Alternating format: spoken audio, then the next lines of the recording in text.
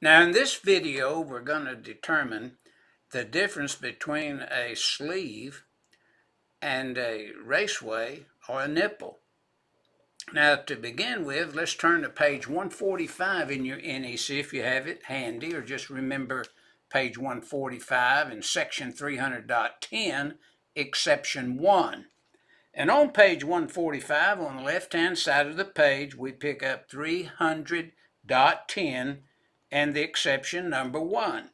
And it states, short sections of raceways used to provide support or protection of cable assemblies from physical damage shall not be required to be made electrically continuous. So in other words, they're open on both ends. But a short section by the IEI and the code panel has kindly stated that the short sections start with a 10-foot normal stalk of conduit. And then, of course, you can cut it in lengths that you need for your sleeve. Now, this is one sleeve that we're looking at here.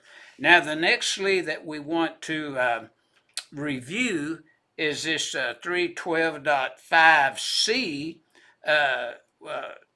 which is an exception 1 that we want to look at next. So let's just go over now in your code book if you have it handy, and let's just go over to 312 and take a look at 312 and see what it says about this sleeve. Now we have it listed there in the illustration if you should want to look at it. But turning over now, and we will pick up here on page 179. And let's take a look now at 312.5C exception. And basically what the exception says, instead of reading it, you can read it for yourself on page 179 of your code book on the right-hand side of the page. It just says that for it to be this type of sleeve, you'd connect it into the panel as you see there, run its surface up above a suspended ceiling, or just 18 inches as you see there, and then drop your cables down into the sleeve that this is called, open on one end, closed on the other end. Now in the center, you see that we go up and turn at least 10 feet up, and we drop our cables down so it's open above the suspended ceiling, but it's connected to the panel. Now this is surface mounted, and that's a sleeve, considered a sleeve. Then it can be shorter, as you see, than 10 feet. It could be like 8 feet, 9 feet, whatever, and your cables would be brought in and supported, within 12 inches, as you see there.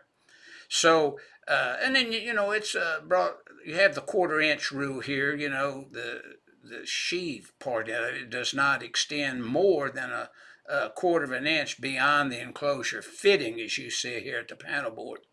And then, of course, as you see to the left, it's the third bullet down. It has to be at least 18 inches, but no greater than 10 feet. And this would be a sleeve. Now, another sleeve that we use really quite a bit would be 400.17. And that's on page 259, I believe. Let's go over there and see. And on page 259, on the right-hand side of the page now, toward the top, 400.17, which has been revised, and it talks about protection from damage. Now, I'm not going to read all this to you, but we're using flexible cord out on the site. And this cord, you happen to have this flexible cord routed, say, from a pedestal to the power source of, say, a pad-mounted facility or temporary pole, and you're wanting to protect it because it's routed through an area that's active. There's a lot of travel in that area and on the flexible cord. So count down in 400.17 in the second paragraph, starting with industrial establishments. Count down 1, 2, 3, 4, 5 lines, and you have 50 foot. Now you could take Schedule 80, IMC, rigid, and couple it together now in 10-foot stalks to give you 50 foot or less to protect that cable where it's an active area. Maybe vehicles traveling over it, like battery cars, things like that, or a lot of people walking. You just want to protect it in some manner. Now, those are our three sleeves, and we have to know the difference. Uh, if you want to take a cable and you're just going to, as you see in the illustration, extend that, say, that non-metallic sheath cable, for example, down into the panel board there, and extend the sheath no more than 1/4 inch before you strip it, then you can do that. So, and it's considered supported by you supporting the EMT, if that may be what it is, in accordance, with that section .30 that deals with the article that deals with EMT. And you can see that we can use that as a sleeve.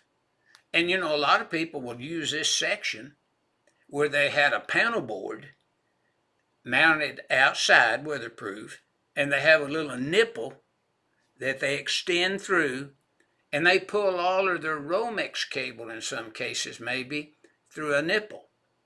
And they go by this section and says, well, this section really doesn't prohibit it. But if you're going to do that, and you're going to use a nipple to an outside panel to nipple through maybe to a pull box, make up your joints and everything, and then going out with your cables, make sure the authority having jurisdiction doesn't have something against this type of installation. It is fully my understanding that those little nipples that you have there for that purpose are identified for that use in accordance with 110.3b, as in boy, of the NEC. But folks, this is the difference between a nipple, raceway, and sleeve. And you have different requirements there. Like the cable, for example, if you're pulling it in, as you see in our illustration, you take the diameter of that cable and square it times 0.7854, and you get your square inch area for the field of that raceway. So you have to know, it's not a raceway, it's a sleeve. I used the wrong terminology there. But you want to make sure you know exactly what you're dealing with, so you know how you size a particular nipple, raceway, or sleeve, and then know the difference in an auxiliary or gutter, which we have a video on that. All you got to do is call it up and review it if you want to do so. So there you have it. These are the differences in a nipple, raceway, or sleeve. And so this video is dealing with what's the difference.